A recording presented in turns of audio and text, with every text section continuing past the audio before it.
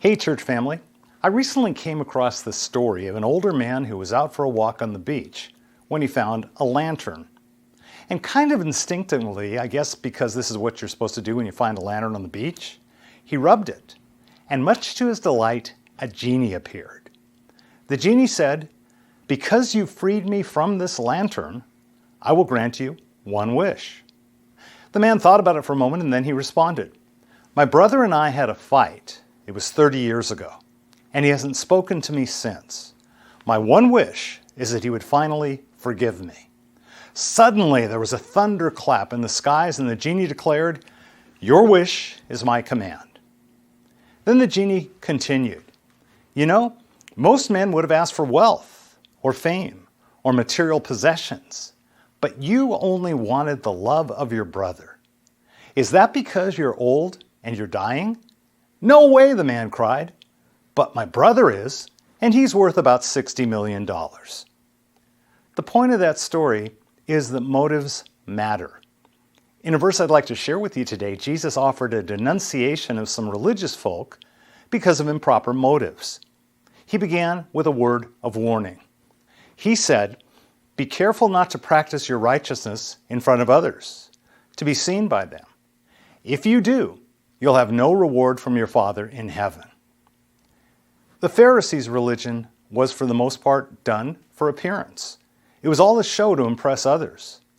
And Jesus said, if you're doing what you're doing to be seen by others and to impress them, you may well get what you're looking for.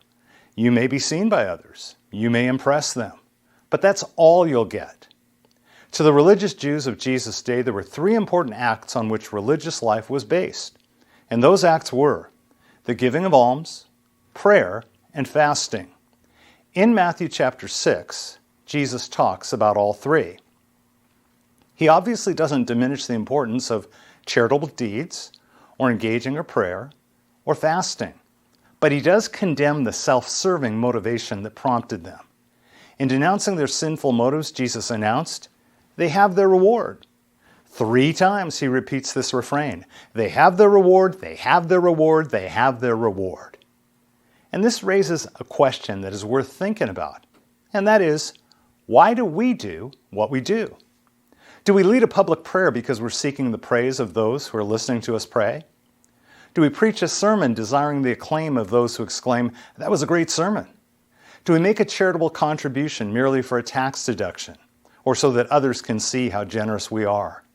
Do we attend church service to see and to be seen, or just because it's expected? Do we engage in religious activities out of a pure heart, seeking to serve God, or to demonstrate to others how devout we are? Jesus' admonition, as well as these questions, speak to an issue of the heart. Are we more concerned with external performance or with internal character?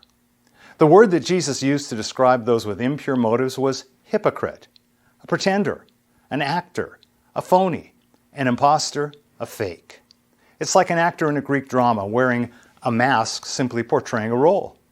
And Jesus' caution was, therefore, do not be like them. I pray that we take his words to heart and remember that when it comes to the things we do, whether for the Lord or for others, motives matter. Amen.